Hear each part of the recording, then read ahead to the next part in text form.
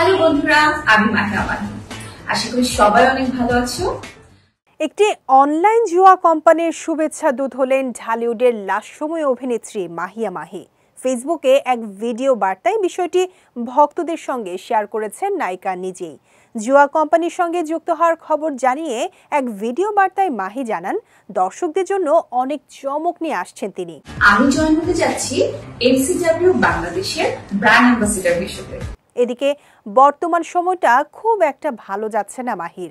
নির্বাচনে হেরেছেন, ভেঙেছে দ্বিতীয় সংসারও।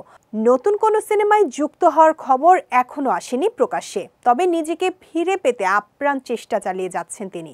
জিমে গিয়ে নিজেকে ফিট করছেন প্রতিনিয়ত। নতুনভাবে নিজেকে দর্শকদের সামনে হাজির করতে চাইছেন অভিনেত্রী। সম্প্রতি একটি ফটোশুটে অংশ নিয়ে মাত্র 1 মিনিটের নাচের ভিডিও নিজের ফেসবুকে শেয়ার করেছেন তিনি, যা দাবানলের মতো ছড়িয়ে পড়ে অনলাইন দুনিয়ায়। হাতে বিশেষ কোনো কাজ না থাকায় এরকম একটি বেটিং অ্যাপে মাহি যুক্ত হয়েছেন বলে মনে করছেন তার ভক্তরা। এর আগে দেশ ও আন্তর্জাতিকভাবে নিষিদ্ধ এমন সাইটের বিজ্ঞাপন ও শুভেচ্ছা দূত হিসেবে নাম জড়িয়েছে জয়া আহসান, অপু বিশ্বাস ও নুসরাত ফারিয়ার।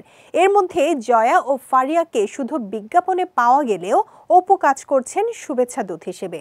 তবে এ ধরনের নিষিদ্ধ বেটিং প্রতিষ্ঠানের শুভেচ্ছা দূত হওয়ায় চিত্রনায়িকা মাহিয়া মাহির নৈতিকতা নিয়ে প্রশ্ন উঠেছে নেট দুনিয়ায়। ওয়ালটন ফ্রিজ কিনে অনেকের মতো আপনিও হয়ে যেতে পারেন মিলেনিয়াল। সেরা পণ্যের সেরা অফার। তিনি সহ যেসব তারকারা এগুলোর প্রচার করছেন তাদের বিরুদ্ধে আইন শৃঙ্খলা বাহিনী কোনো পদক্ষেপ গ্রহণ করে কিনা সেটি এখন দেখার বিষয়।